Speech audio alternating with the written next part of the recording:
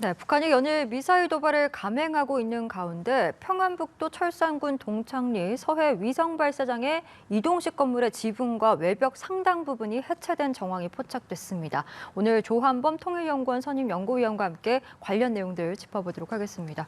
어서 오시죠, 위원님. 예, 안녕하세요. 예, 미국의 소리 방송이 지금 민간 위성사진 업체 위성사진을 분석한 결과 조립 건물이 있던 자리가 이전과 달리 지금 텅 비었고 최근까지 포착되던 지붕도 사라졌다. 이렇게 보도를 한 상황입니다. 도발 가능성이 추가적으로 지금 제기가 되고 있는 가운데 동창리 발사장 어떤 곳인지부터 좀 설명을 부탁드리겠습니다. 여기는 ICBM이나 ILBM 중장거리 탄도미사일을 발사하는 것은 아닙니다. 예. 엄밀히 말하면 이제 북한 공식 명칭은 서해 인공위성 발사장이고요. 우리로 치면은 나로 우주기지하고 동일한 성격이라고 볼 수 있고요. 근데 이제 문제는 지금 화면에 나오는 저 발사대에는 우주 로켓을 쏘는 거예요. 예. 근데 ICBM 다시 나갔다 들어와야 되는 거죠. 그런데 저기에 저 우주 로켓에 쓰는 엔진과 ICBM 엔진이 똑같이 로켓 엔진이에요. 동일한 네. 엔진입니다. 그러니까 저기에 로켓 엔진을 시험하는 시험 시설도 저기에 있거든요. 그러니까 저곳을 아까 김정은 회장 모습이 나왔습니다만 올 3월에 저쪽에 가서 여기를 증축, 개축하라고 지시를 내렸어요. 예. 그럼 그 얘기는 뭐냐면 더 큰 로켓을 발사할 수 있다는 얘기고, 그다음에 최근에 동해안에 있는 그 건물들이 주로 이제 그 로켓에 쓰이는 연료 창고를 늘려요. 그럼 연료 창고를 늘린다는 얘기는 로켓에 들어가는 연료가 더 많다는 얘기죠. 더 커진다는 얘기죠. 그러니까 저기에서 만일에 로켓을 발사하면 형식은 우주 발사체지만 그 로켓 엔진은 그대로 ICBM에 쓸 수 있는 거니까 ICBM의 성능이 개량이 되는 거죠. 그래서 유엔이 모든 탄도 로켓 기술을 적용한 개발을 금지시킨 거거든요. 그러니까 저것도 유엔 결의 위반입니다. 예, 동창리 발사장은 사실상은 인공위성 발사장인데 최근의 동향을 봤을 때는 ICBM 발사장으로 충분히 활용이 가능하기 때문에 그럴 가능성이 있다. 이렇게 좀 보면 되겠습니까? ICBM을 쏘지는 않습니다. 예. 그러니까 북한의 ICBM은 모두 텔, 이동식 발사대에서 쓰고요. 다만 저기서 쏘는 로켓 엔진과 지금 화면에 보이는 저 ICBM 엔진이 동일한 거거든요. 예. 그러니까 저쪽에서 그 로켓 발사가 성공을 하면 ICBM 엔진도 성능이 개량되고 더 대형의 성능이 개선된 엔진을 사용할 수 있다는 점에서 사실상 우주 발사체지만 ICBM과 똑같은 효과가 있는 거죠. 알겠습니다. 이런 대대적인 좀 변화가 아무래도 추가 도발을 위한 작업이 아니겠냐라는 이야기들이 나오고 있는 가운데서 지금 연일 북한이 도발 수위를 올라가고 있지 않습니까? 만약에 또 도발을 나선다라고 한다면 좀 어떤 형식이 되리라고 예상을 하십니까? 지금까지 도발을 보면 이제 미사일, 각종 미사일이죠. 뭐 지도공 미사일까지 포함해서. 예. 그다음에 이제 해안 포사격. 그다음에 대규모 항공기의 출격, 요런 종류입니다. 그리고 이제 NLL 같은 경우는 이제 단 한 발의 낙탄이 있었죠, 미사일이. 그럼 남는 건 사실은 동해에는 NLL이 일직선상이에요. 섬이 없으니까. 그러니까 경계가 단순합니다. 근데 서해는 복잡하죠. 그러니까 예. 연평 1차 해전, 2차 해전, 대창해전, 또 연평도 포격 사건도 있었고 여기는 굉장히 민감하죠. 그러니까 서해 NLL이 긴장 가능성이 있고요. 또한 육상의 DMZ. DMZ에서의 일종의 무력 도발 같은 가능성, 이런 가능성이 있고요. 그러나 서해나 육상 같은 경우는 북한도 부담이 커요. 또 해군력도 열세고, 그러니까 아마 똑같은 동일한 유사한 미사일을 발사하거나 포병사고를 하거나 비행기를 출격시키거나 그런 패턴의 가능성이 좀 더 커 보입니다. 예. 그러나 말씀드렸다시피 DMZ와 서해 NLL에서의 어떤 무력 도발 가능성도 충분히 남아 있죠. 네, 우발적 충돌 가능성도 충분히 있다라는 말씀이신데 지금 지난 2일에 북한이 발사한 미사일만 20여 발, 이게 약 1,000억 원어치다라고 지금 알려지고 있습니다. 뭐 북한의 경제 상황이 워낙 녹록치 않은 건 이미 다 알려져 있는데도 불구하고 동시다발적으로 이렇게 미사일을 쏘는 것, 이건 좀 어떤 의미가 있다라고 봐야겠습니까? 그 전례가 없던 일이죠. 전례가 없던 일이고 그 이야기는 북한의 전략이 구조적으로 바뀌었어요. 그러니까 9월을 기점으로 이제 9월에는 북한이 핵 교리를 법제화, 핵 사용 조건을 법으로 명문화한 법령을 채택을 했고요. 예. 그리고 9월 말에는 김정은 위원장이 전술핵 운영 부대를 실제로 방문을 했어요. 7군데를. 그리고 전술핵 탄두를 발사하는 훈련을 했습니다.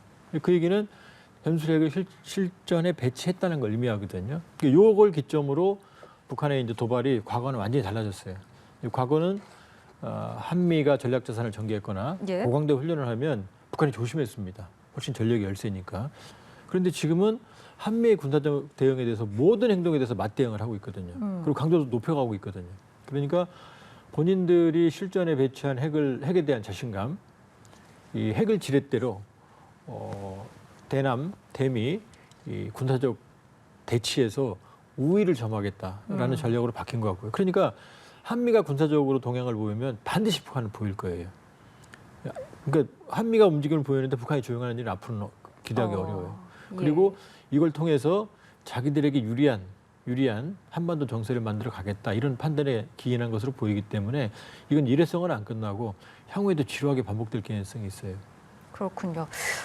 이런 가운데 북한 노동신문 일면 기사가 진정한 국인은 자주에 있다 이렇게 강조한 내용이 실려 있습니다. 그러면서 김정은 국무위원장을 중심으로 단결할 것을 주문을 한 상황인데 대외적으로는 이렇게 계속해서 도발을 하고 있고 대내적으로는 내부 결속을 하고 있는 이 전략은 또 어떤 전략이다라고 보면 되겠습니까? 그러니까 지금 이 강력한 무력 도발의 한 배경이 그 내부 위기예요.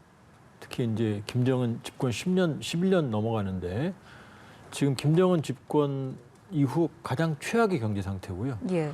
북한 정권으로 봐도 거의 최악의 상태로 가고 있거든요. 그러니까 식량 위기도 현재하고 있고 또 국경 봉쇄 풀었다 닫았다 코로나가 계속 지금 문제거든요. 그러니까 이 위기가 단기간에 끝날 개연성도 없어요.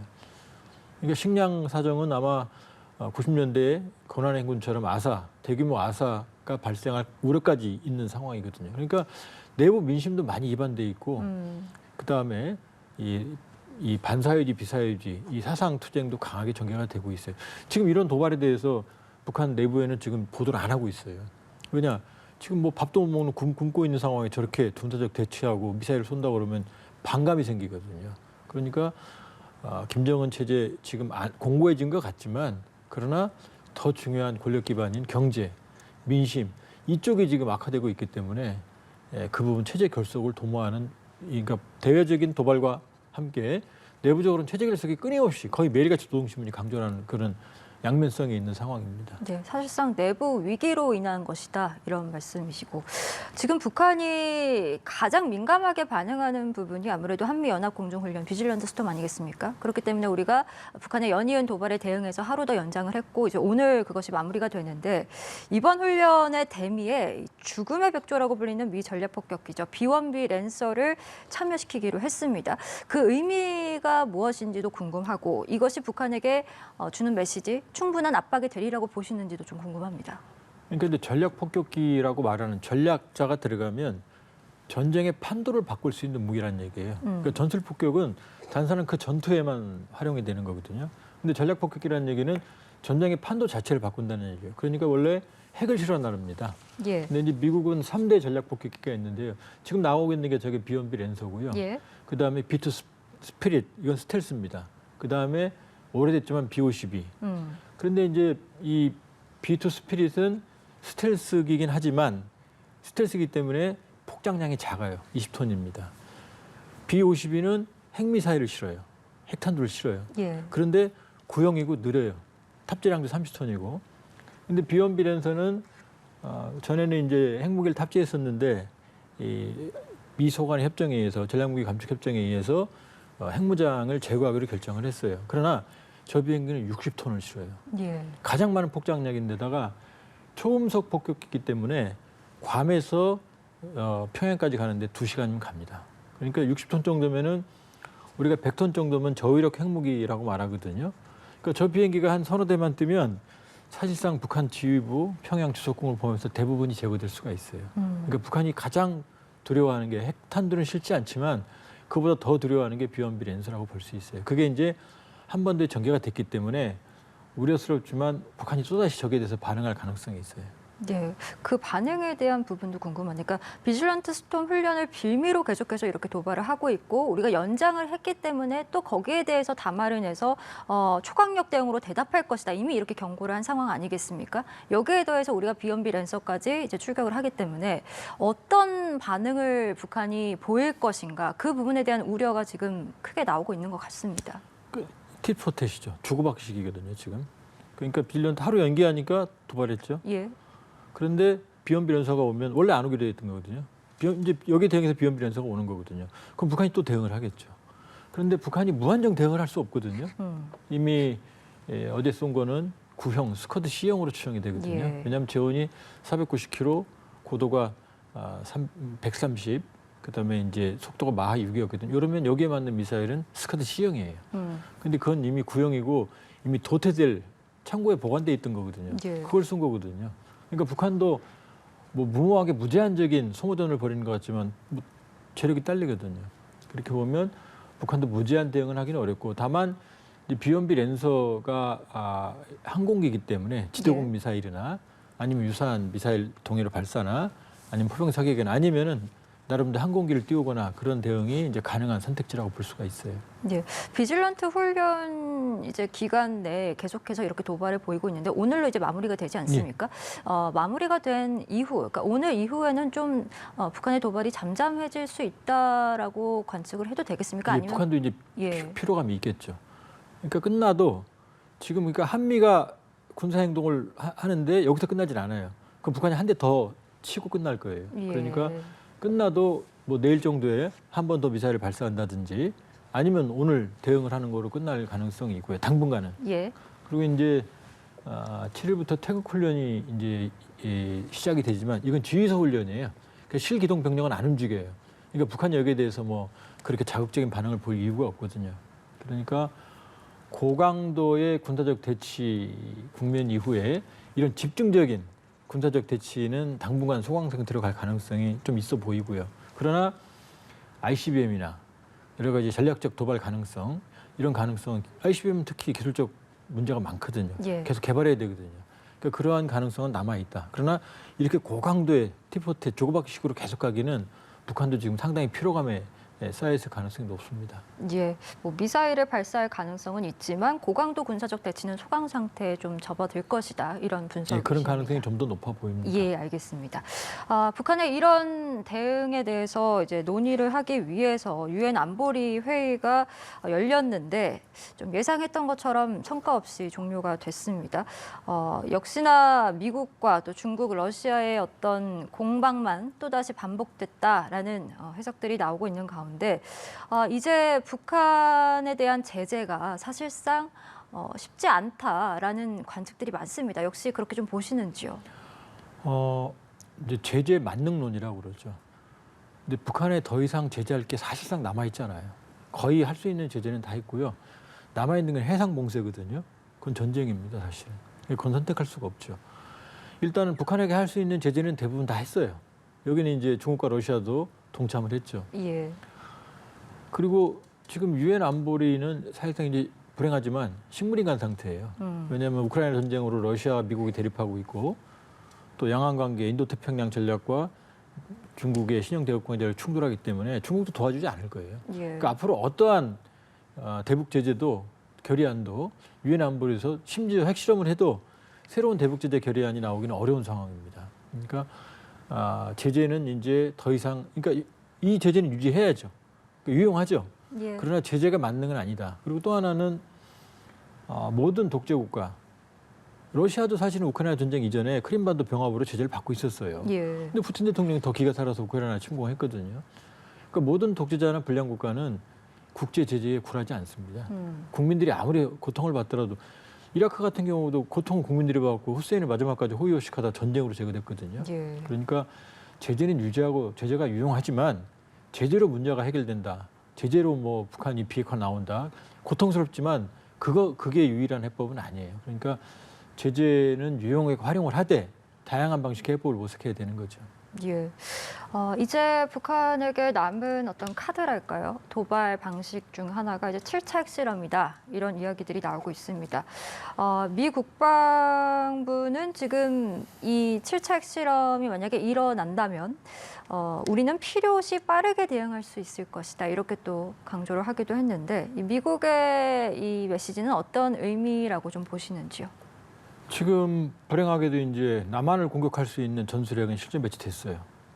근데 미국까지는 갈 미사일이 없어요. 지금 북한이. 시간도 많이 걸릴 거예요. 그러니까 그 미국의 바이든 정부의 대외 정책에서 북한 문제는 지금 우선순위가 내려와 있어요. 우크라이나, 그다음에 양안 관계, 그다음에 미국의 어떤 국내 경제 중간 선거. 예. 그러니까 미국의 입장은 북한이 사고만 안 쳐주길 바라는 거예요. 2년 동안 바이든 정부가 북한하고 만난 적도 없거든요. 그런데 핵실험을 한번 하면 이제 미국 이 문제가 국제적으로 이슈화되니까 미국이 더 피곤해지죠. 신경 쓸 게 많아지죠. 그러나 이 핵실험 한 번이 북핵 문제의 질적인 변화를 지금 뭐 큰일 날 것처럼 얘기하지만 지금 예. 미국의 그 판단 때문에 있는 거고요.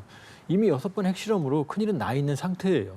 한 번 더 한다고 그렇게 질적으로 바뀌지 않아요. 기술적으로도 뭐 일부에서 큰 뭐 진전이 있는 것 같지만 6번 핵실험으로 북한은 지금 충분합니다. 향후에 또 필요성은 있지만 지금 한 번 더 한다고 해서 크게 상황이 바뀌지 않거든요. 그러나 미국 입장이 다르죠. 상황이 복잡해지니까. 예.